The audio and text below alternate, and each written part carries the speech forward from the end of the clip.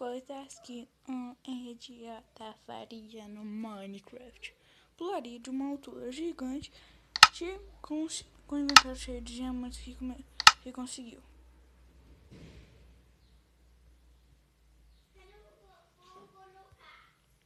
Deixa eu ver aqui.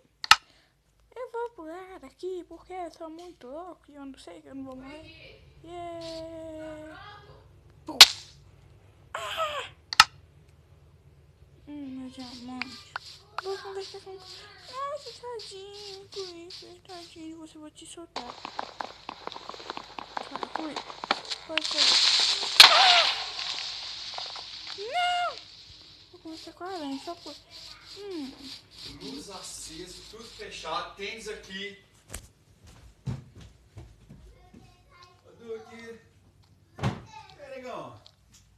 Beleza? Como é que tá? Melhorou? Não! Sai zumbi! Sai zumbi! Abre a janela aí, Henrique.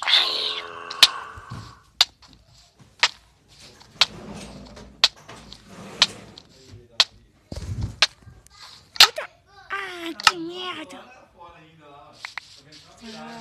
Que horror. Eu vou pular pro céu, vou pro céu. O céu pra baixo. Oh, tem de matar!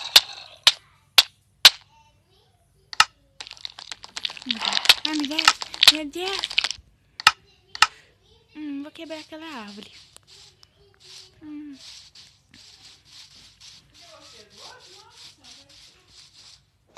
Vamos quebrar a árvore. Tô quebrando a árvore e ganhei uma madeira. Eba. Vamos quebrar a madeira e ficar com calumbos na mão de tanto quebrar. Vou quebrar Assassin's Creed. E é isso que eu faço. Tô socando na madeira.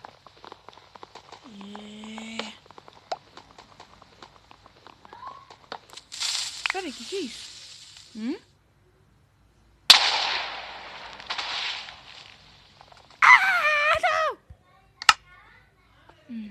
Só falta abrir esse baú. Vamos ver o que vai acontecer. Eu vou cair naquele céu de jato de novo. Vou abrir então. Não nem nada. Alguém já